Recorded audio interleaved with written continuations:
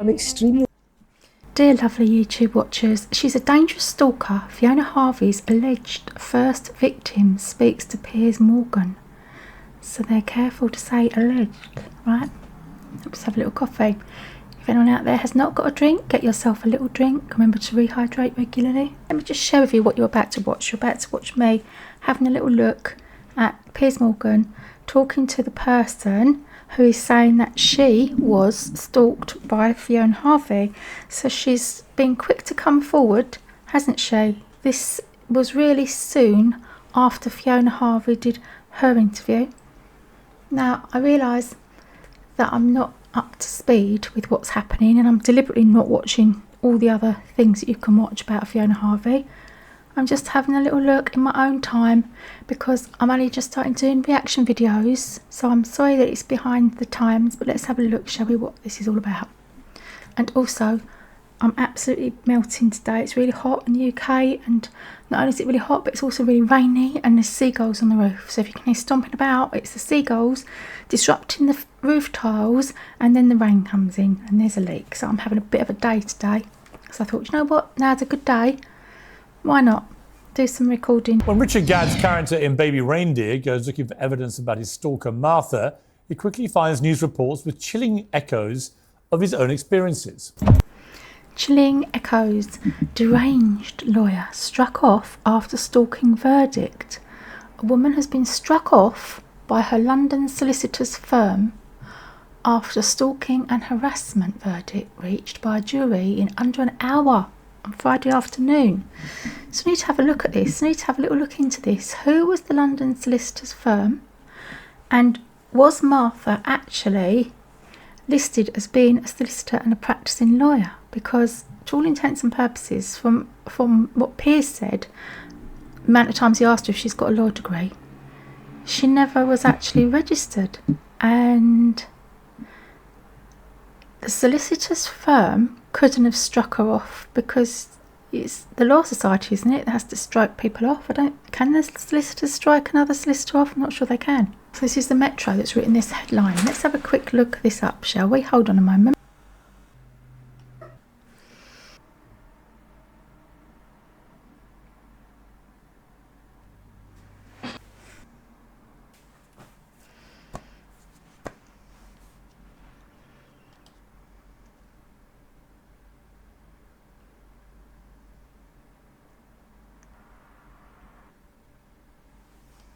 This does come from Reddit. We don't know how legit this is. Let's see what this feels like, shall we? And then we can see if we can do a bit more research about this. This is from Baby Reindeer TV series, Sad Lunchboxed.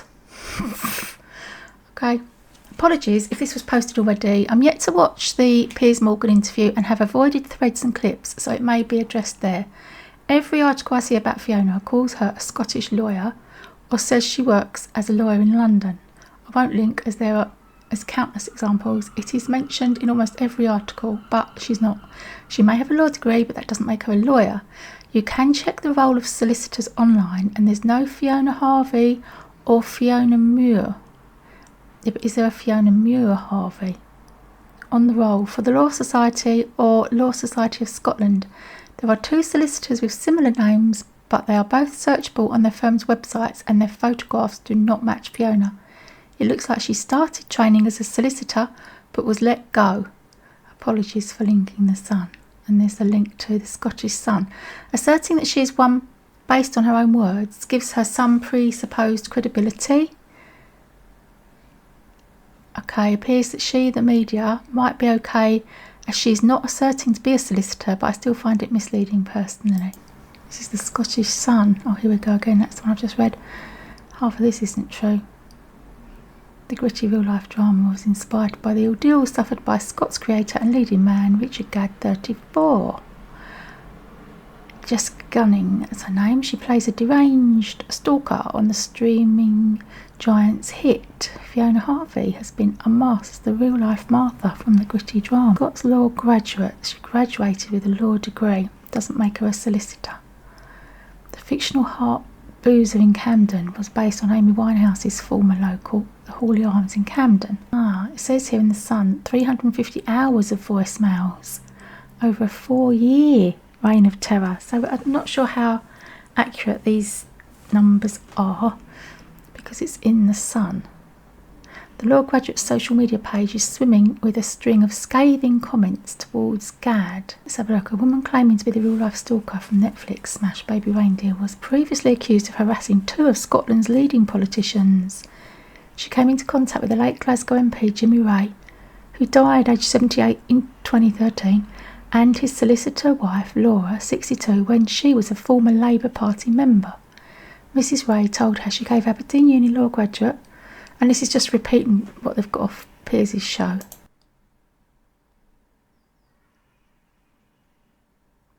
Labour MP Jimmy Wrey was harassed. She says she didn't harass him. It's all the same words that she's used on the... There's nothing new there. Deranged lawyer struck off after stalking verdict.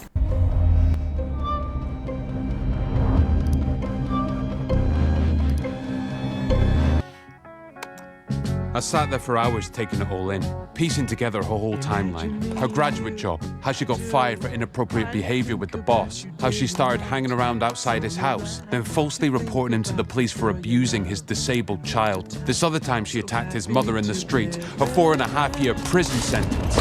As with Fiona Harvey herself, it didn't take long for the real identity of the person at the heart of that story to become widespread public knowledge. Her name is Laura Wrey, and as the apparently fictional headline suggests, she is a lawyer who claims that Fiona Harvey stalked and harassed her and her family many years before she ever met Gadd. I put those claims to Fiona Harvey during our interview. The Sun reported an interview with Laura Wrey, who you've referenced, who accused you of inappropriate behaviour whilst you worked with her. She headhunted me from another firm because she needed someone to do employment law. And I'm pretty good at employment law, so... She said that she had to sack you days later because you were completely incapable of behaving yourself. I walked. Her staff were really, really rude to me. She then said that following you leaving, obviously very quickly, that you then harassed her. Mrs Wrey said she was so frightened she issued workers at her firm with personal alarms. You were then served an interim interdict to stop you from contacting the lawyer or her politician husband. Yeah, that's nonsense. An interim we have checked interdict. this out. There is no interim interdict in Scotland. Why?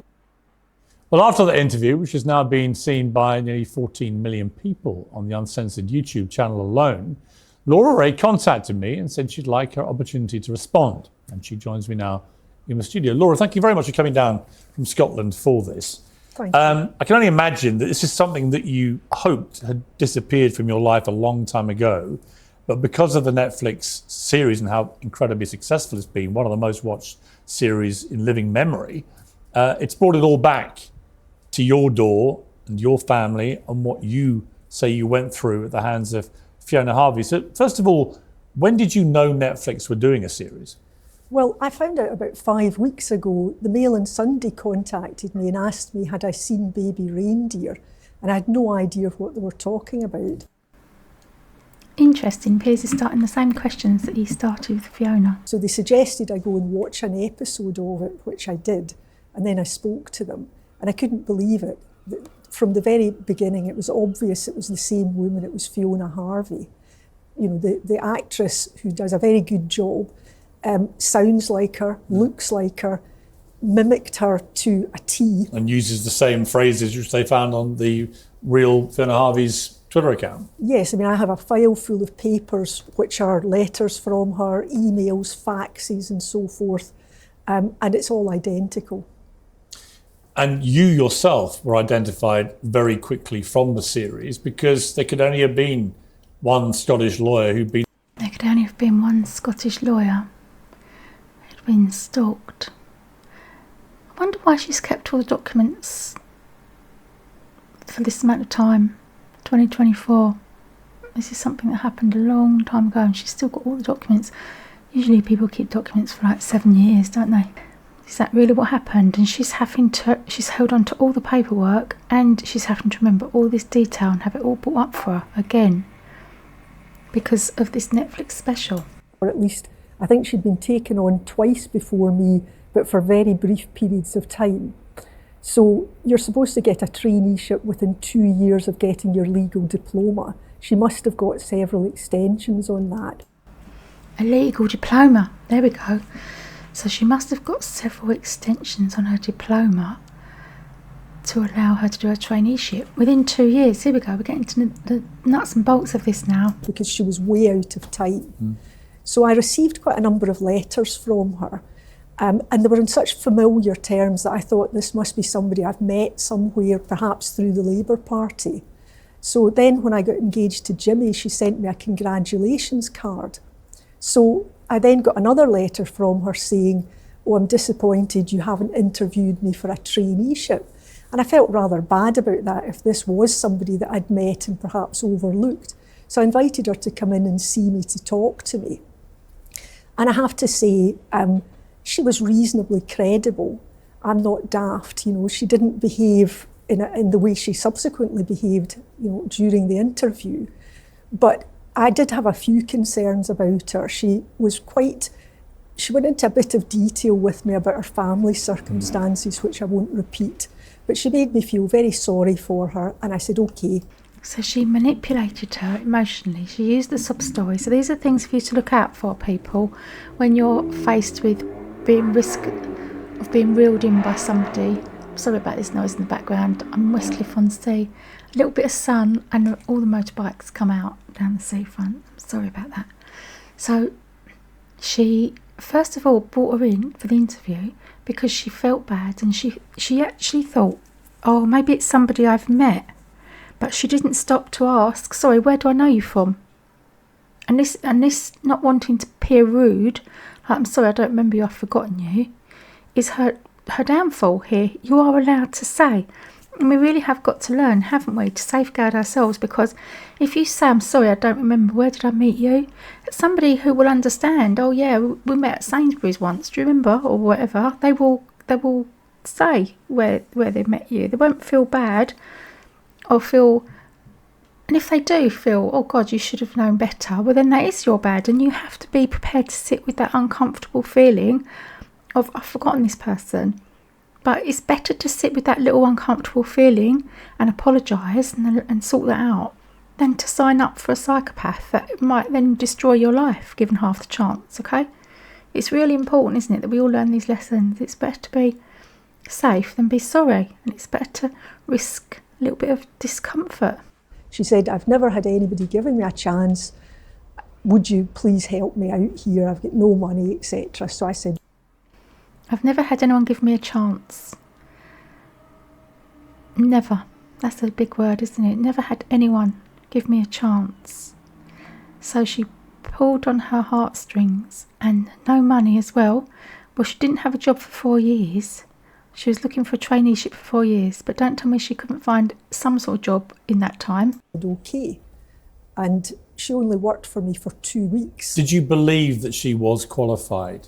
Oh no, I knew she wasn't qualified. She was looking for a traineeship. Trainees do menial jobs like, you know, at the start filing or, you know, sitting in and things. You know, you're training them. They're not doing anything of any great worth for you. So you need to have a 2-year training. But she said she had a law degree. Yeah, but that's not enough. No, it's not full legal training. But do you think that she even had the law degree? I think she had the law degree because in my file of papers I do have a copy of something from the Law Society where it does state that she's got a law degree. So I believe she has a law degree. Okay, so the Law Society believed that she had a law degree, but she hasn't actually seen a copy of the law degree with her own eyes then. And I believe that some years later she got the diploma in law, which you require to have in Scotland. Do you think she ever practiced law? No, I don't think so. I mean, I don't think she ever got a traineeship in Scotland. She, I know for sure, worked with another firm after myself and was fired from there and caused that firm a lot of grief. So we need these other people to come forward. Why haven't they come forward? There's another employer, maybe they will, maybe they'll start queuing up after this. She caused another employer a load of grief. But in fairness, if Fiona had gone on to do 2 years training somewhere, this person wouldn't necessarily have known. Laura Wrey wouldn't necessarily have known about it. You claimed in our interview that you didn't even know the name of your own firm. Well, that's nonsense. I mean, my firm was called L&L Lawrence at the time I employed her. we subsequently amalgamated with a much larger firm called Drummond Miller, who took over ourselves and another trade union firm called MacPhail's. So to keep the connection with the firms and to keep the goodwill, they called us the MacPhail-Lawrence Partnership in Glasgow. And then a few years later, we were all subsumed into Drummond Miller. Once she started working for you, what happened? Well, I was out of the office quite a lot because we had an office in Glasgow, an office in Edinburgh. So she was put onto a desk where what she had to do was jot down details of anyone phoning on our accident hotline. Now, this was the days before the internet. So we had a special phone number, a free phone number. Members of the public could phone if they wanted advice about an accident. So all she had to do was to write down the name and address of the people, take some basic details, and then get a solicitor to phone them. She wouldn't have been capable of giving advice because she had no experience. Right. She'd never done anything. So it was a clerk job, really? She was doing. Yeah, pretty much. It was a trainee solicitor's not quite a clerk, but I mean, they're a very junior member of your staff. I meant kind of office clerk sort of level of stuff. Well, office clerks can often have a lot more experience in certain things. She was very much trainee solicitor role, so she was there to learn from us rather than the other way round. And how did she do? She was dreadful. I mean, I wasn't there all the time, but essentially she was rude to staff. She shouted at people. She was inappropriate with a male member of staff. She tried to follow a male member of staff home. She was dreadful. Dreadful, she was. Shouted at someone. That is bizarre behaviour, isn't it? To be in an office and think that shouting is okay. Just, so everyone, shouting when you're working in an office is not okay, is it? Is there? There probably are workplaces where shouting is appropriate and normal. I'm thinking about barrow boys and the fruit and veg and fruit sellers and people who sell fish, but in an office, generally, that's a no, isn't it? I mean, all sorts of things happened. She threw a book. Oh, yeah. And then trying to follow a fellow member of staff home. What does that mean, trying to? Across the office and hit somebody with it. But on the hotline... Throwing a book and hitting someone with a book. I mean, what? That's just a step too far, isn't it? And how, it's beyond my comprehension that someone would throw a book at someone else within 2 weeks of starting to work with them. I've known people that have worked with each other for 20 years and absolutely loathed the sight of each other, but they would never dream of throwing something at them. She was heard to be saying to people, "Oh, you don't want to come here. I'll give you the name of another firm of solicitors." So we were paying all this money for this premium rated hotline, and she was giving the details of our competitors to individuals. And did you try and have it out with her?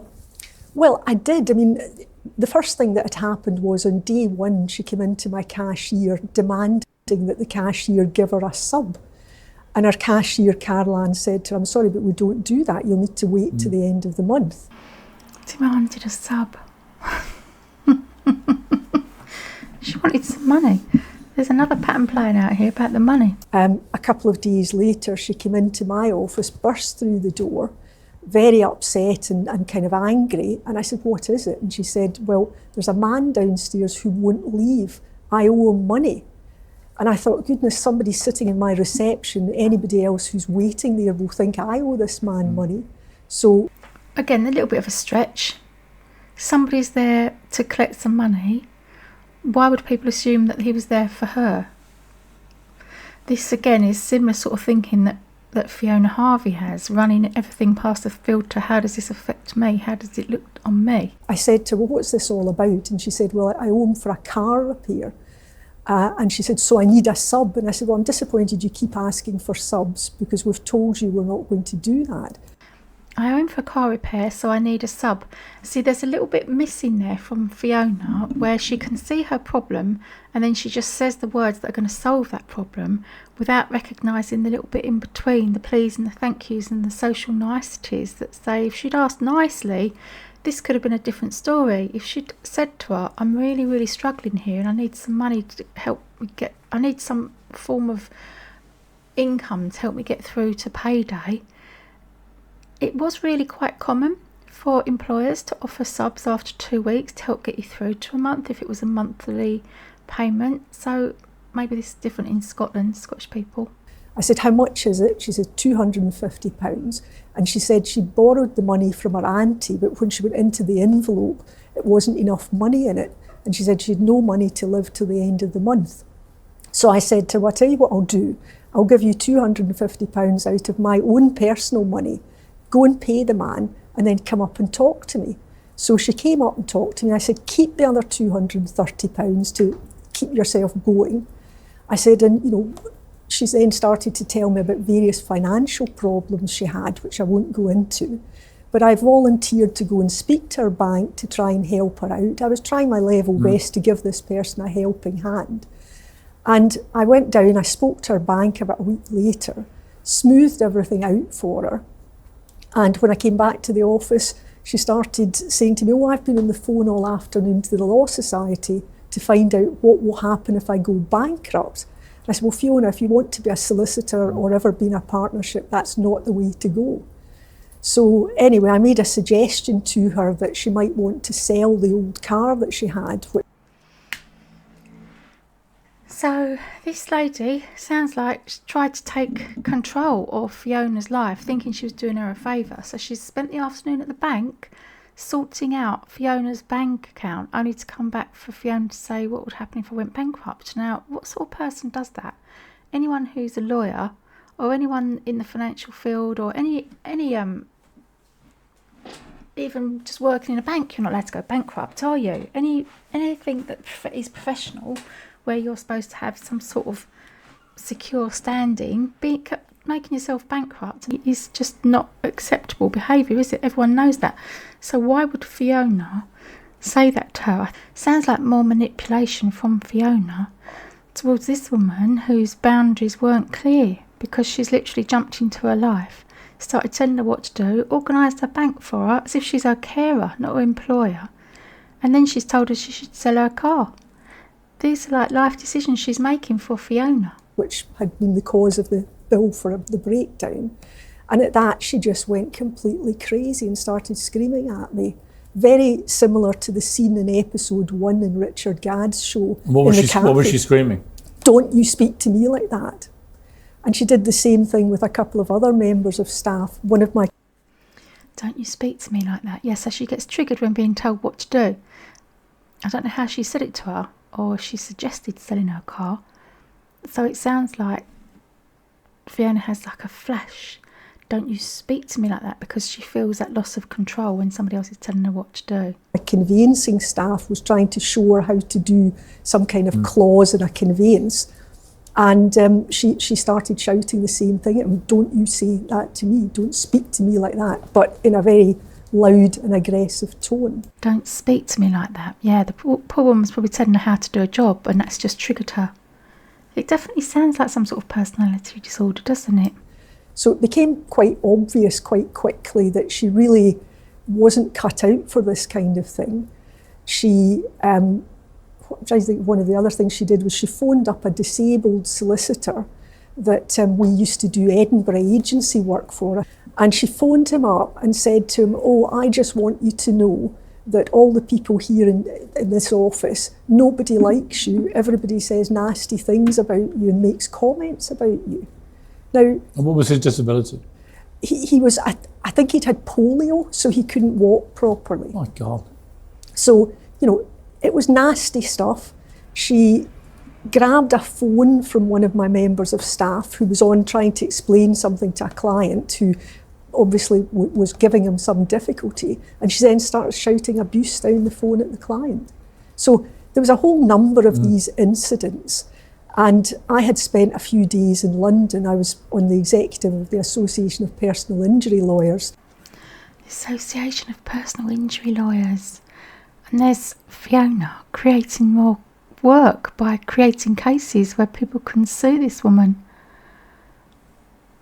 So Fiona's been cruel to people. This is what this lady's saying, allegedly. She's been cruel to a disabled person, like a bully, just like trying to make someone else feel worse, somebody weaker than her, feel bad so that she can feel better. And I think it was one of their meetings I was at and doing other things in London, seeing clients. And I came back to the office this was at the end of the second week, so there'd been a few incidents I was aware of. But by the time I got back, there was more and more being reported to me. Staff members in tears because of the way she'd spoken to them. So I got her into the office and I said, look, this is not on. I put some of the stuff to her. I asked her about the phone line and she said, no, I didn't do that. And then she says, oh, well, yes, I did, but I thought it was the right thing to do. Mm. So I just said, well, I don't think, you're cut out for here. So Fiona denied it at first. No, I didn't do it. And then she realised, oh, actually, I'm going to get caught here. I might as well just admit it. But she thought it was the right thing to do. So I said to her, I'm afraid that's it. I paid her for the month. She'd only been there 2 weeks and obviously had done nothing apart from cause complete havoc. And then she said, I'm not leaving. I'm going to phone the Law Society. I'm not leaving. And she then started shouting and screaming, running round the office. Why didn't they call the police? I hope the next phrase out of her mouth is, well, then we called the police. Then we had to report her. No, so she refused to leave. And she paid her a month's wages for doing nothing. Notice the money is important to this woman as well. All that time later, and she remembers having to pay Fiona for 4 weeks' work when she did barely anything. In fact, worse than nothing. She's actually worked against the firm while she's been working for her. It's like adding insult to injury, isn't it, having to give her wages? And eventually, my cashier and I, Caroline, had to get one arm on either side of her and actually march her out of the office. And she stood out there for at least half an hour screaming abuse. And that was when it all started. Thereafter, every day I'd come into the office, the answer phone would be full of messages, all from her, all threatening, nasty. What kind of threats? I'll get you, you're not going to get away with this, I'll get Jimmy Ray, all that sort of stuff. I know that sounds a bit vague, but the way it was said was in a very threatening manner. And how many was she leaving on a daily basis? Well, the answer phone would be filled up. How many was that, roughly? I'm not sure how many messages, but she would rant on. It would take probably about an hour's worth of call. Every day? Every day. And then when we amalgamated with the other firms, again, she did the same thing. Not necessarily every day by that point. She blew a bit hot and cold, but it was pretty persistent for a couple of years. Couple of years. That's extreme, isn't it? Also, years? Years. She did this for nearly 5 years. So what she would do, given that way back in 1997, this... 97. So it was later than 87. I thought Fiona had said it was 86, 87 or 87, 88, was it? This was really at the start of the internet, so people weren't emailing to the same extent they do now. What she would do would be phone up other solicitors or send them faxes with defamatory stuff about me, saying how terrible I was, how terrible the firm was, accusing people of everything under the sun. And then, I would get phone calls from people I didn't know who would say, I'm really embarrassed. I've had this fax through from this woman. I don't know her and I don't know you, but I thought I ought to bring it to your attention. So I had issued the staff with panic alarms, right back at the beginning when all this started, because, I had grown adults in tears, terrified that she... So why didn't someone do something and report to the police? She was going to harm them, terrified that something awful was going to happen. She also claimed that you and your husband, Jimmy, who's sadly no longer with us, but she accused you of assaulting your 3-year-old son, Frankie, who was born with a rare chromosomal disorder. Well, that was that was the point at which I thought, I can take no more of this. I had heard from a lawyer some months before that, who phoned me, who'd taken her on, and he said to me that he was in a terrible state because he'd fired her, and he went home that night to find 2 social workers at his door. The police were involved. It was all taken very seriously, and the accusation was that he'd been abusing his children. Oh my goodness. See, why didn't they report it to the police? And the police would have had a history and recognised that this was a pattern of Fiona's. To the children's schools and so on. This man was on his knees and really upset. And I said, well, all I could do is perhaps speak to the sort of things she's done to me. So when I was going to go to the bar in 2003, I had to do some exams the year before that. So I went to Strathclyde University, and who's the first person I see when I get to the university to start doing a couple of classes but her? And I couldn't believe it, because at that point it had gone a bit quiet. And there she was, and from then on she followed me around the university. She would stand right up beside me and so on. So I complained to the professor at the university. And again, stalking wasn't really taken that seriously by people. I think people... So this was what the problem was. People didn't realise that stalking was an issue. Although screaming and shouting and threatening someone isn't just stalking. There are laws against that, aren't there? And she works in a firm that deals with criminal personal injury, right?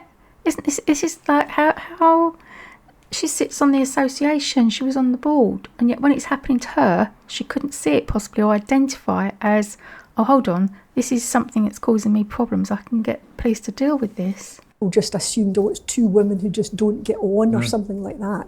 So he said, oh, well, I've checked her records and she's not registered as a student here, so I've got no locus over her. And I said, well, if she's not registered as a student, can you not just throw her out, get the security? And he said, oh, I don't like to do that. Doesn't like to do that. Exactly why? What stops people from checking what a person is doing there? Why are we so averse to, oh, I'm not sure what this person is doing here, I don't, it's my job, right? It's his job. He's supposed to check what people are doing there. Now, by the end of the university year, I got a letter to say that he apologised because she'd gone on to upset a number of members of staff, harass them and other students. So she knew that I'd made a complaint about them. So one day, just after I made the complaint, I go home to find two social workers at my door saying to me, we have some very serious allegations. So I said to them, well, come in. And I said, before you say anything to me, I said, and I do understand you've got a job to do and it's a very important job. I said, but I want to tell you what I think is going on here. So I explained to them about the other lawyer. I explained to them everything and they confirmed, oh yes, it's a woman who says that she's at university with you. Now, initially she gave a false name of another student, and it wasn't the other student because I contacted the other student. But to cut a long story short, she made 5 complaints to the social work department, eventually screaming at them down the phone, demanding that my severely disabled son be taken into care. Now, to my mind, that was the point at which I thought, no, enough is enough. So this is where her boundaries, where she feels she has to take action, is when her son was threatened. And this is the importance of recognising how these little boundary breaches lead to the big breaches, right? It's like you can't ignore a small leak because it just turns into a deluge. I mean, obviously this was a long time ago, she's learnt a lot since then, but that is true of a lot of women that are abused by men or women. It's not until their own child is threatened that they'll stop and go, no, I'm not putting up with this anymore. But they can put up with an awful lot against themselves and even against employees. But I would argue that this person, she had a responsibility to protect her employees and she could have done something a lot sooner, honestly. I'm not having this. I'm not having this poor child beleaguered in that way. So I contacted the police. The police didn't do anything. But I was a consultant to Drummond Miller Solicitors. Police didn't do anything. And this is another problem, isn't it? You go to the police and think, well, this is going to help, but actually it doesn't do anything. It doesn't help at all because they just, can't see the problem. And so they did the interim interdict for... So this is, again, a crucial part of this. And before we get to the interim interdict, I just want to ask you, she said to me she wasn't let go from your firm, but instead she walked. Well, she was walked out the door, if I can put it that way. But it certainly wasn't at her volition. It wasn't at her volition. She said she never had any legal proceedings or restraining orders against her. But you say, and you provided documentary evidence of this, an interim interdict. And this is why she's kept this all this time. 97. Against her. Now, just very simply explain what that is. Well, in Scotland at the time, there was no procedure for harassment type cases. The only thing you could use was this procedure for interdict, which is when you want to try and get the court to stop someone from doing something that you fear they may do. So that's... Stop someone from doing something you fear they may do. Wow, this is a bit like the, what's that thing? Hold on a minute. Yeah, it sounds like something out of the Minority Report. I don't think we have that in England, do we? Do we have something in England where you can stop someone from doing something you're scared they're going to do? We have a non-molestation order, don't we? Affectionately referred to as non-mols, where you can stop somebody coming within sort of 50 feet of your house or 10 feet of your house or whatever it is the judge orders, if you've got just cause for not being scared that they're going to do something, but that they've shown that they've already done something already. So the likelihood is they might do something again. It's the purpose of an interdict. Now, because often the circumstances can be acute, you can apply for an interim interdict, which means there's an initial hearing before a judge who decides whether, on the basis of the information, it's appropriate to grant what is essentially a restraining order, an interim interdict. So that was granted. And we've seen the documents to support that, both the claim and the fact that it was granted.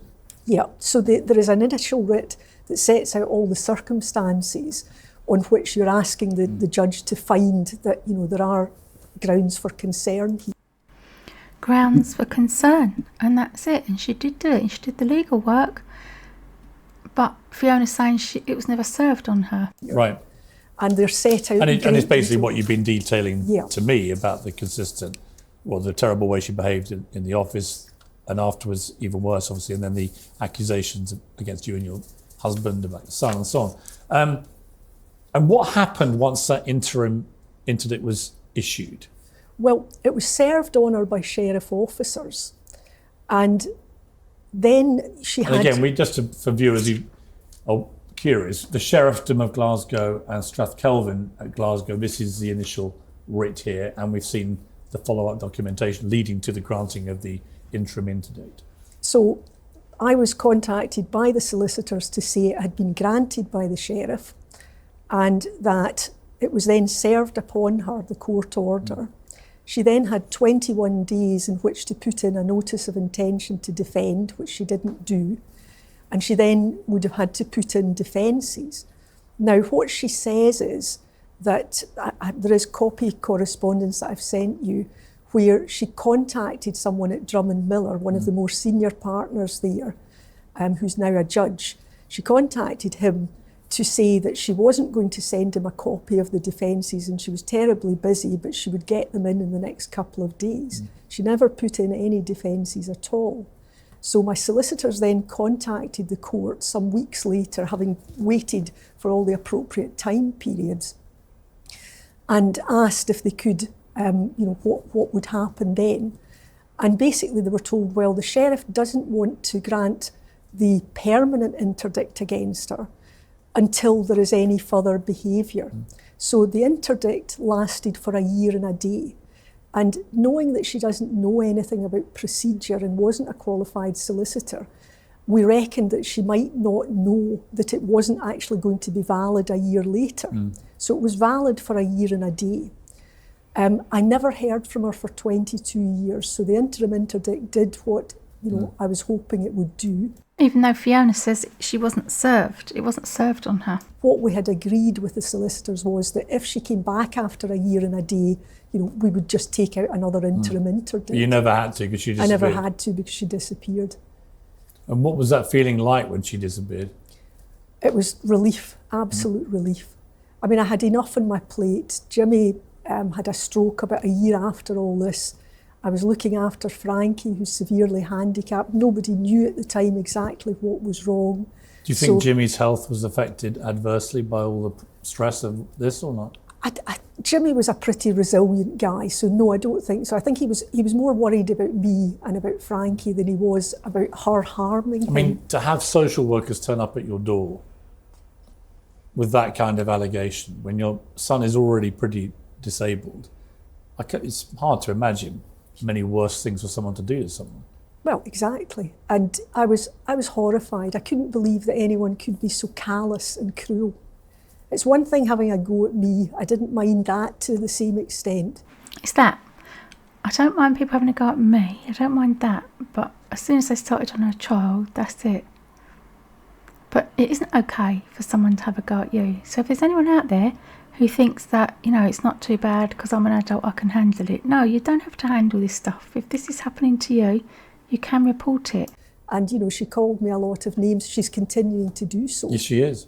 And your letter to me when you contacted me was, unfortunately for me, I'm now collateral damage because Netflix allowed Miss Harvey to be so easily identifiable, which I think is inarguable. Have Netflix made any attempt to approach you? Well, their solicitors spoke to me. They contacted somebody through the Mail on Sunday who then contacted me and asked me would I speak to their lawyers. So I had a conversation with them, and really what they wanted from me was a copy of the interim. And when was this? About a week ago I spoke to them. A week ago, but you hadn't heard from them before that? I hadn't heard from them before that.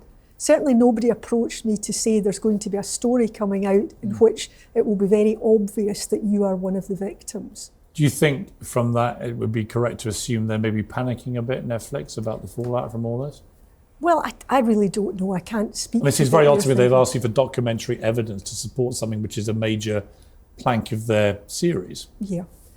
Well, I suppose they've got to show that what they have done is materially true or substantially true. I'm not Was sure what they that put in Baby Reindeer materially true about you?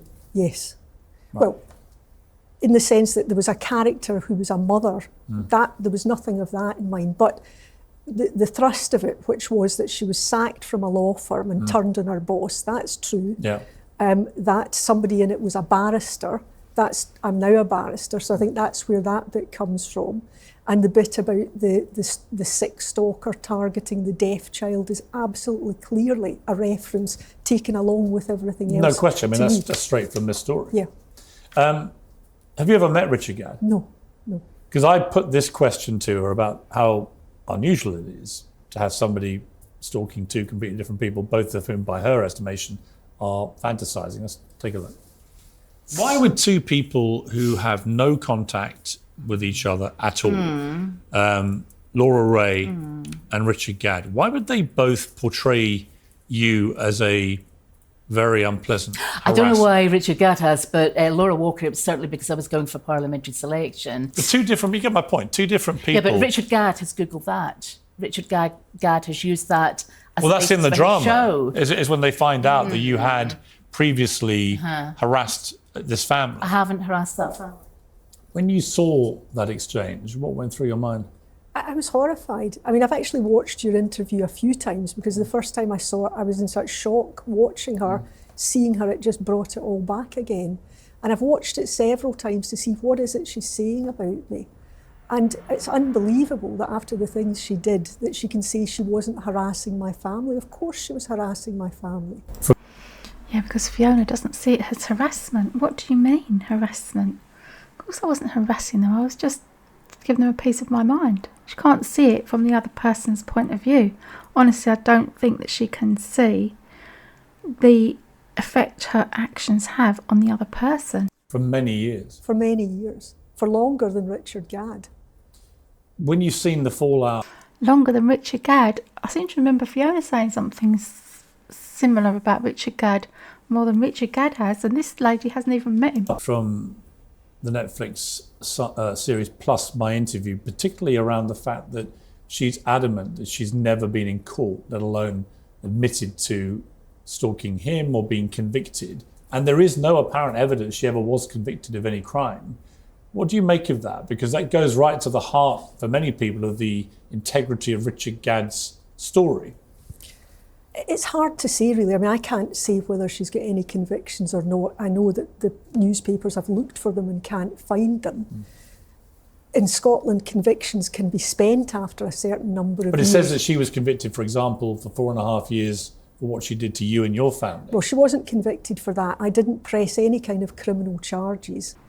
And maybe she should have done, right? If you get anyone that treats your family as abysmally as this woman has treated this lady's family, I think criminal charges are the least she could do, really, honestly. So that is untrue. So that's untrue. I mean, again, back to Netflix's duty of care, they're making it very easy for both Fiona Harvey and you to be quickly identified. Yeah. And yet a material fact that she was sent to prison for 4.5 years for harassing you and your family, like it appears the same thing that Richard Gadd is saying about what happened to him, but neither of those things may be true. Well, it doesn't appear they are true. And you're a lawyer. It's quite a serious leap to go from somebody who may be harassing people, trolling a nasty, abusive person, to a convicted criminal. Do you think? Well, I agree with you. I mean, I don't think for the sort of things she did to me, even if I had pressed for some kind of criminal conviction, I don't think she would have got very long, if any kind of custodial. Depends on the judge, doesn't it? So she's doing that thing where she takes full responsibility for everything and then imagines what other people would be thinking about this. Anyone that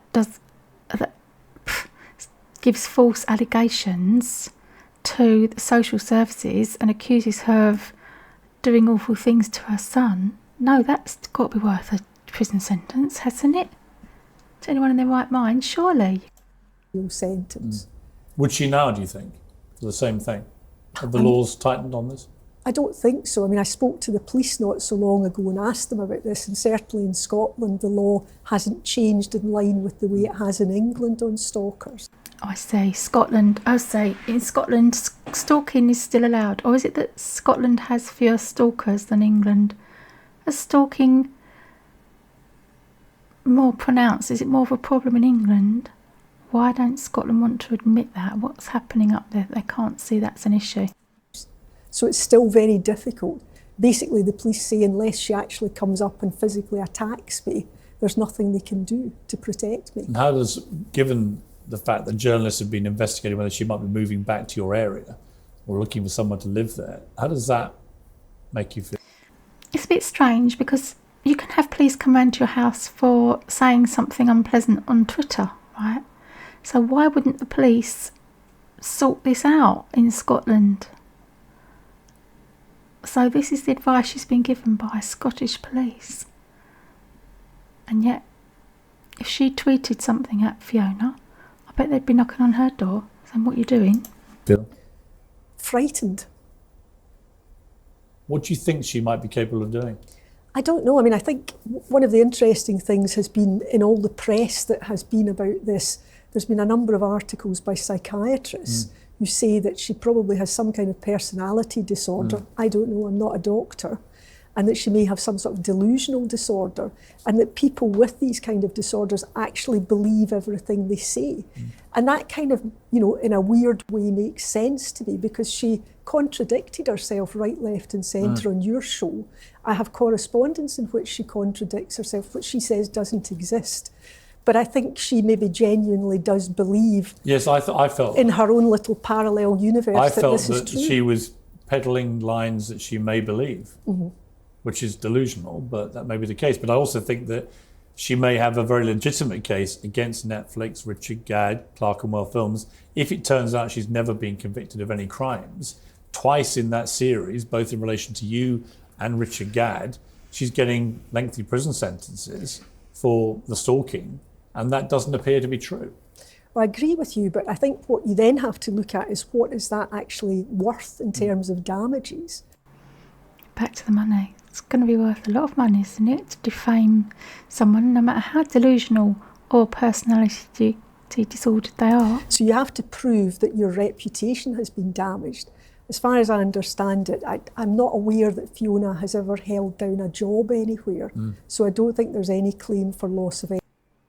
Loss of earnings. Another one, she's doing this literally. She's never held down a job, so it's okay, we can just defame her and just rip her to shreds. No, it doesn't matter whether she's worked or not, does it? She's been defamed here. Loss of earnings. It's like a literal, no.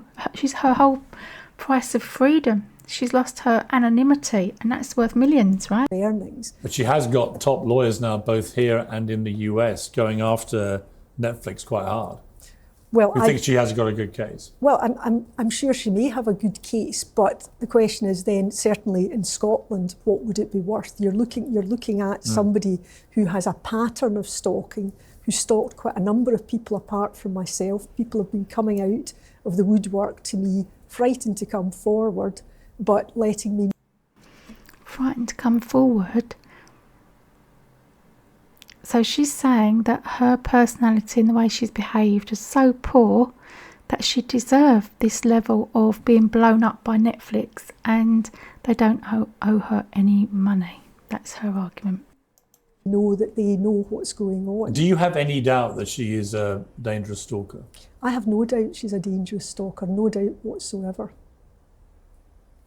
What has this being raked up done to you? Well, it's made me very anxious.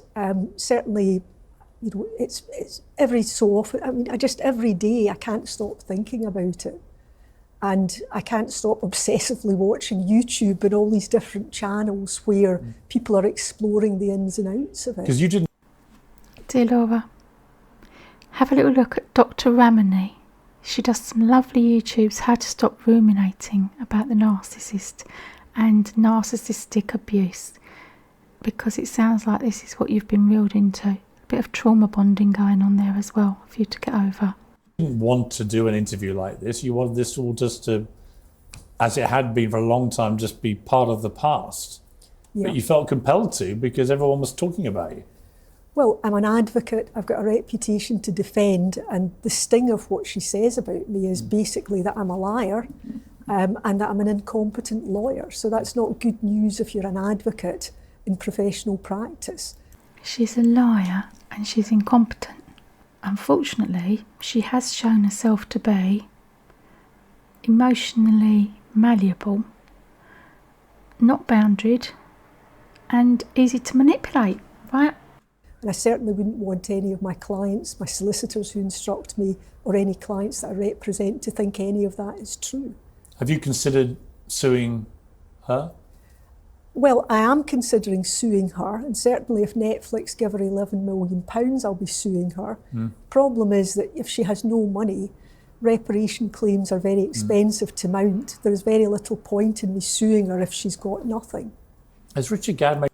There's very little point in her suing her if she's got nothing. So she's doing all this for the money. If she's got $11 million, she'll sue her. Now, this was not the right answer. That makes her as bad as Fiona, doesn't it? Because if she sued her and proved her to be a liar, then that clears her name. What does she mean? There's very little point. There's every point. Made any attempt to reach out to you at all? None at all. Would you have expected him to? Well, I mean, without him putting all this onto first an Edinburgh show and then a smash hit Netflix series. Yeah, see, I would have thought Richard Gadd would have had to ask for her permission. It would never have come to this. Well, I don't know what I would expect. I've never met him, and I can understand that, he has written what I think is a very compelling TV series. He's done very well out of it, and I sort of wish him well on that. I do think that when he says that he changed all the details so that people wouldn't recognise her and she wouldn't recognise herself, that is just untrue. I mean, he could easily have made her somebody who didn't look like Fiona Harvey, who was, say, an accountant or a doctor. Changed the story completely. I mean, one of the Netflix chief executives, he's the Netflix policy chief. He went into the UK Parliament several weeks ago and he said this. Baby Reindeer is an extraordinary story, and it is obviously a true story of the horrific abuse that the writer and protagonist Richard Gadd suffered at the hands of a convicted stalker. We did take every reasonable precaution in disguising the real-life identities of the people involved in that story. Your response to that? Well, I disagree completely with what he says. That's just not the case. She wasn't a convicted stalker. Do you feel better for doing an interview about this? I do. I have to say it has made me feel much better because I feel I've got my point of view across and I can now just try and put this to bed and ignore it. Have you been getting... Unless Fiona gets $11 million from Netflix and then there'll be a court case. I can't wait for the court cases because there's no way this lot is not going to end up in court, is it? And we've got something to watch to see how this all pans out. There's so much money involved and so many people are interested. There's no way this isn't going to end up in court. An adverse reaction from people? Well, my colleagues and friends obviously not, and my colleagues at the bar have been very supportive. But certainly online I've had adverse comments. There is now a Fiona Harvey support group who are commenting that I look like a man and that I am Richard Gadd's trans girlfriend, or they're suggesting that may be the case. And I'd like to refute both of those, Piers. Do you think she's capable of violence against you? Is that what worries you? Well, that is what worries me, yes. I don't know what she's capable of, because I don't even think she would be remembered thereafter. Don't know what she'd be capable of, and this is the trouble, isn't it? It is like poking a hornet's nest. Once you're out there on the internet and there's a Fiona Harvey support group, and you know how people get, they do get anti the opposite. You've only got to look at Meghan Markle and Princess Catherine. If people are really on Princess Catherine's side, they see Meghan Markle as being the enemy, and then they really hate on Meghan Markle and she hasn't really done anything, and vice versa. People who are on Meghan's side are really hating on Princess Catherine. She hasn't done anything either. But that's how people get. They get tribal, don't they? So if people are on Fiona Harvey's side, they're going to see this lady as the enemy. So I don't know what she is capable of. But if somebody threatens to kill you on several occasions, just because they may have personality disorders, doesn't mean that they won't actually try and do it. No, and I'm pretty sure that's against the law. You're not even allowed to threaten that. It definitely, in England, that's definitely reportable and arrestable, I'm sure. Yeah, and you can't guarantee it's an empty threat if someone says that. Just because they've got a personality disorder and they're prone to outbursts doesn't mean that it's not real. You think she might, or is capable of that? Well, I seem to have been her major obsession over all these years, because it's lasted the longest with me. So I could quite see, depending on how you looked at things, that she maybe sees me as some sort of enemy, and that maybe feels compelled to do something to harm me further. Do you have a message for her if she's watching this? Well, I think my message would be, I think you need to get some help. I think you need to get psychiatric help as soon as. Now we're definitely having deja vu, aren't we? This is exactly what Fiona Harvey said about Richard Gadd. I think you need to get some help. I think you need to get some psychiatric help. Possible. And I think you need to get off Facebook and stop sending emails and so on to people, because you're doing yourself no favours if you are going to sue Netflix. Laura Wrey, thank you very much. Thank you. She's given her legal advice at the end. If you're going to sue Netflix, you're not doing yourself any favours.